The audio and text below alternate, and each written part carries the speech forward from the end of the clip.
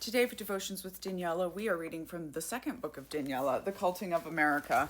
This is the next portion of the chapter on the skinny white woman. And if you want to hear the first part of that, go check my video from yesterday. Through social media conversations and my own research into intersectional feminism, the image of the skinny white woman began to take form. She's the Alison Mack to NXIVM's Keith Raniere, the Ghislaine Maxwell to Jeffrey Epstein, the Melania to Donald Trump, and the Rebecca Paltrow to Adam Newman, and any number of evangelical pastors' wives. She is thin because in our culture, being skinny is ideal and a visual representation of self-sacrifice. More in chapter 4 on how cult leaders weaponize this desire to be thin. She is at once both a role model and proof that the ideal is achievable. For those outside the cult, she serves as an attraction or a distraction. In short, she is exactly who you want by your side if you are sex trafficking children, as Ghislaine Maxwell and my own cult leader, Karen, Mama Maria Zerbe, demonstrated so well. If you asked the skinny white woman, she would tell you that she has real power, and she truly believes she does. Sarah Edmondson, one of the women who initially reported NXIVM as a cult to the New York Times, says, "We didn't know that Keith had created a dangerous psychological hierarchy among us, that he didn't think of us as the principal leaders of his company, that instead he thought of us as the most devout followers in his cult." While the scope and details in the world of business and politics are different than in cults like NXIVM, the pattern is the same. The civilizing effect the white woman confers by her very existence is ultimately used against her and others by those at the top really pulling the strings. As white women lean in and conquer the corner office, Kyla Schuler tells us that it is their duty to, in fact, redeem capitalism itself, turning cutthroat companies like Google into the kinds of places with pregnancy parking spots. Women in this category, Schuler continues, ought to master the feminine performance of making everyone else comfortable while subordinating their own needs to those of the company at large. Smiling your way through outlandish sexism plays the long game. By not rocking the boat can become yours. Elizabeth Holmes exemplifies a woman who seemed to make the boat her own by transcending gender and making it to the top of the man's world of Silicon Valley. As the charismatic leader of biotech startup Theranos, she created a hypnotic, myth-like origin story of the little girl who was afraid of needles, who lost a beloved uncle to cancer, who now wanted to improve the world by providing faster, better blood tests. In the height of her status as Wall Street golden child, she was feted as a biomedical version of Steve Jobs or Bill Gates, a wonderkind college dropout who would make blood testing as convenient as the iPhone. Holmes fully embraced the role of the charismatic leader, donning Jobs' signature black turtlenecks, promoting the Theranos device as a revolutionary breakthrough for humanity, and surrounding herself with directors who were more captivated by her persona than equipped to provide meaningful oversight. While not explicitly calling Theranos a cult in his book Bad Blood, Secrets and Lies in Silicon Valley Startup, journalist John Carreyrou describes a scene where, still visibly angry, Elizabeth told the gathered employees that she was building a religion. If there were any among them who didn't believe, they should leave. Sunny Balwani put it more bluntly: anyone not prepared to show complete loyalty, devotion, and unmitigated loyalty to the company should get the fuck out.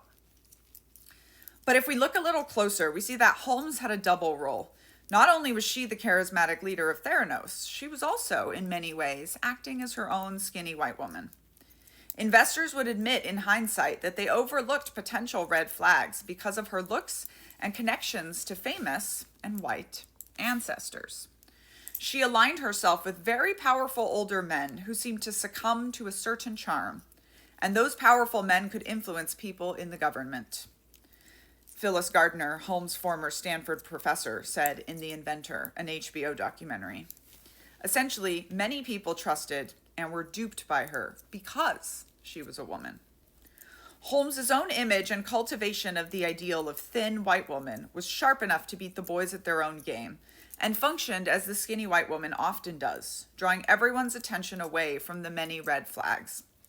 From my own experience in the U.S. Army, fighting hard to play the boys' game and becoming one of the first Army women to be on an integrated deliberate ground combat team, I learned that the woman saddled with the role of breaking glass ceilings, or being the female Steve Jobs, can't recognize how she's being used, in fact, to reinforce the patriarchal and hierarchical systems. A Rolling Stone article by E.J. Dixon titled "How Lean-In Feminism Created Elizabeth Holmes and the Toxic Lady Boss" articulates quite well how Holmes' rise and fall encapsulates a core problem of white feminism. What Holmes failed to realize is that cloaking yourself in feminism only works if you actively advocate for women other than yourself. On perhaps a smaller scale of the #LadyBoss trend, we've seen the skinny white woman transcend the role of sidekick to ostensibly rule the world of New Age alternative wellness. People like Goop matriarch Gwyneth Paltrow and essential oil selling moms may seem harmless, but there is an increasingly sinister side to this world in the form of the tradwife trend, the pastel arm of far-right ideological movements. Remember QAnon? Anti-vaxxers and influencers like self-described spiritual catalyst Teal Swan, who has millions of online followers and has stirred controversy with YouTube videos on suicide, including ones that encourage followers to vividly visualize their own deaths. Some of Swan's most devoted followers travel to her retreat center in Costa Rica, paying thousands of dollars for spiritual healing program, with reports that a number of them stay indefinitely, working for free to support her operations, because cults are always about labor.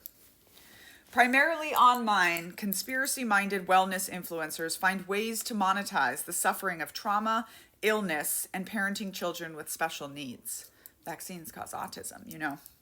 Exploiting the legitimate distrust people have of America's capitalistic and misogynist healthcare system, and promising the soulful, nurturing, and intuitive alternative. Women like holistic psychiatrist Kelly Brogren and Dr. Christine Northrup, self-described women's health expert, best-selling author, and guest on Oprah, seized upon the vulnerabilities of their followers to promote anti-vaccine conspiracy theories, all while peddling their spiritual coaching and nutritional supplement business. The Center for Countering Digital Hate 2021 report found that, in a sample of content shared on Facebook and Twitter, just 12 anti-vaccine activists were responsible for up to 65% of anti-vaccine posts, including those about COVID-19 vaccines. Both Brogan and Northrup made it onto the Disinformation Dozen list. And Culting of America comes out January 20th, but for everyone that buys the hard copy from me, you will be getting the audio and the digital in November. You can get copies attached here.